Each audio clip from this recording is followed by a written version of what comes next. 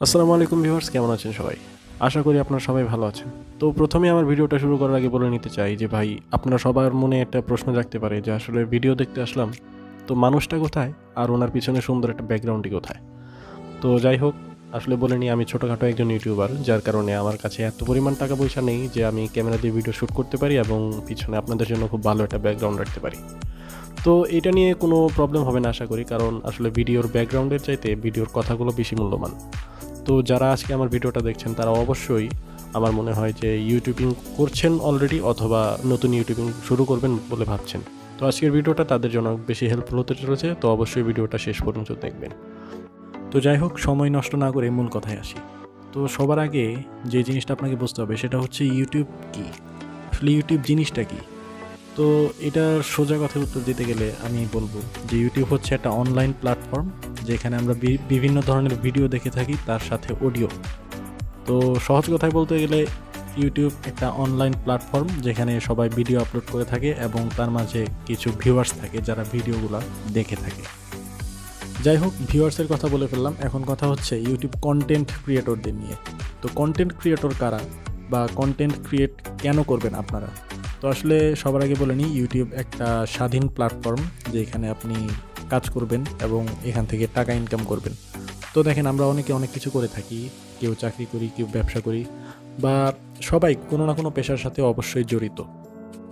তো আপনি কেন ইউটিউবে ভিডিও আপলোড করবেন বা আপনি কেন একজন কন্টেন্ট ক্রিয়েটর হবেন?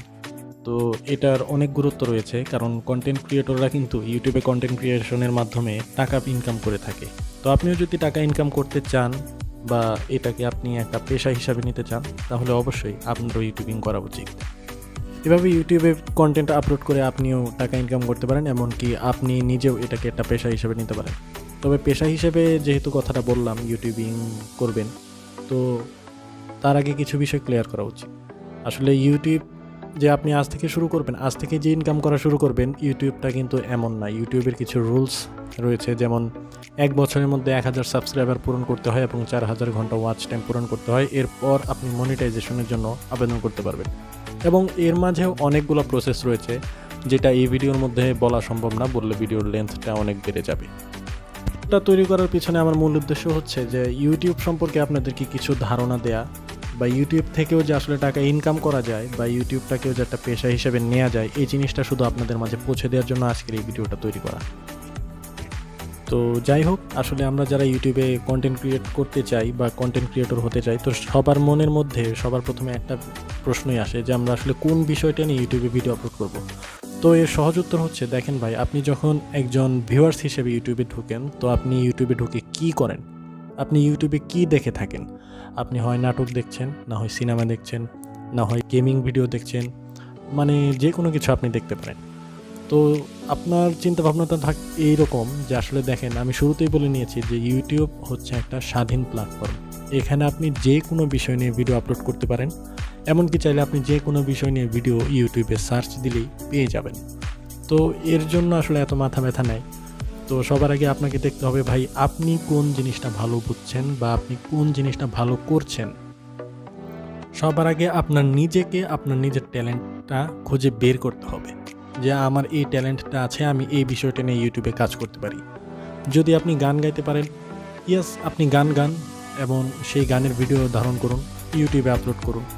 বা আপনি ভালো গেম খেলেন, তাহলে আপনার কাছে একটা ফোন আছে, আপনি সেই গেমটা স্ক্রিন রেকর্ড করেন, সেইটাকে একটু ভালোভাবে এডিট করে একটা গেমিং ভিডিও তৈরি করেন। এভাবে আপনি একটা গেমিং চ্যানেল তৈরি করতে পারেন।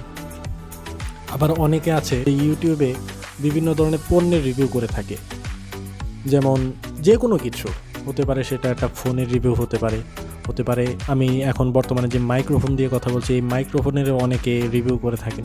তো এই ধরনের ভিডিও আসলে ইউটিউবে আপলোড করতে পারেন। মানে মোট কথা হচ্ছে, আপনি যে কোনো বিষয় নিয়ে ইউটিউবে ভিডিও আপলোড করতে পারেন। তবে হ্যাঁ, এখানে অবশ্যই একটা কথা মাথায় রাখবেন, অশ্লীল কিছু ইউটিউবে আপলোড করবেন না। এটা যেমন আপনার সমাজের জন্য ক্ষতিকর, তেমনই কিন্তু আপনি এই ধরনের কন্টেন্ট ক্রিয়েট করে কোনো প্রকার ইনকাম ইউটিউবে করতে পারবেন না। তো এখন আসি আজকের ভিডিওর লাস্ট পার্টে, যে ইউটিউব কারা করবেন, ইউটিউবে কারা ভিডিও আপলোড করবেন। তো দেখেন, ইউটিউবে এমন কোনো নিয়ম নাই যে 20 বছর বয়সের উপরে হলে ভিডিও আপলোড করতে পারবেন বা 20 বছর বয়সের নিচে হলে ভিডিও আপলোড করতে পারবেন না, অথবা 30 বছর বয়সের উপরে হলে ভিডিও আপলোড করতে পারবেন না বা 30 বছর বয়সের নিচে হলে ভিডিও আপলোড করতে পারবেন। এই ধরনের কোনো নিয়ম ইউটিউবে নেই। একটা ছোট ছেলে সেও ইউটিউবে ভিডিও আপলোড করতে পারে। একজন বৃদ্ধ মানুষ যে ঠিকমতো চলতে পারে না সেও কিন্তু চাইলেই ইউটিউবে ভিডিও আপলোড করতে পারে। তো ইউটিউবটা হচ্ছে একটা সম্ভাবনাময় জায়গা যেখানে পরিশ্রম করলে অবশ্যই সফলতা আসে। আপনি একজন চাকরিজীবী, হ্যাঁ, আপনি আপনার অবসর সময়টা কাজে লাগিয়ে ইউটিউবে ভিডিও আপলোড করেন। আপনি একজন ব্যবসায়ী, আপনি আপনার ব্যবসার পাশাপাশি ইউটিউবিং করতে পারেন। আপনি একজন স্টুডেন্ট, হ্যাঁ, আপনি পড়ালেখার পাশাপাশি ভিডিও আপলোড করতে পারেন বা ইউটিউবে কাজ করতে পারেন। তবে স্টুডেন্টদের জন্য একটা কথা বলে রাখি ভাই, ইউটিউবটা হচ্ছে একটা লম্বা প্রসেসের কার্যক্রম।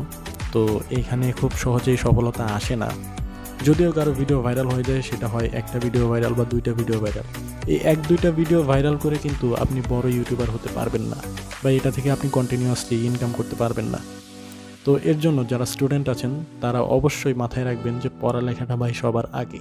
পড়ালেখার পাশাপাশি আপনি ইউটিউবিং করতে পারেন, তবে ইউটিউবের পাশাপাশি পড়ালেখা কখনোই চলবে না। তো যারা স্টুডেন্ট আছেন তারা অবশ্যই নিজেদের সময়টাকে অবশ্যই মূল্য দিবেন, কারণ সময়ের মূল্য অনেক বেশি। আমি নিজেও একজন স্টুডেন্ট, আমি পড়ালেখার পাশাপাশি ইউটিউবিং করে থাকি। তো যারা স্টুডেন্ট আছেন তাদের জন্য শুভকামনা রইল। আপনারা ইউটিউবে আসেন, ইউটিউবিং করেন, তবে অবশ্যই মাথায় রাখবেন সেটা যেন কোনোভাবেই আপনার পড়ালেখার কোনো ক্ষতি না করে থাকে। তো আজকের ভিডিওটা এখানেই শেষ করছি। দেখা হবে পরবর্তী ভিডিওতে, এমনকি পরবর্তী ভিডিও দেখার জন্য অবশ্যই আমার চ্যানেলটিকে সাবস্ক্রাইব করবেন এবং পাশের বেল আইকনটিকে বাজিয়ে দেবেন। তো আমার পরবর্তী ভিডিওর যেই টপিকটা হবে সেটা হবে যে ইউটিউবে আপনি কোন ধরনের ভিডিও আপলোড করবেন বা আপনার ভিডিওর ক্যাটাগরি কী থাকবে। ইউটিউব ক্যাটাগরি নিয়ে পরবর্তী ভিডিওতে আলোচনা করা হবে ইনশাআল্লাহ। সেই পর্যন্ত সবাই সুস্থ থাকুন, ভালো থাকুন, আল্লাহ হাফেজ।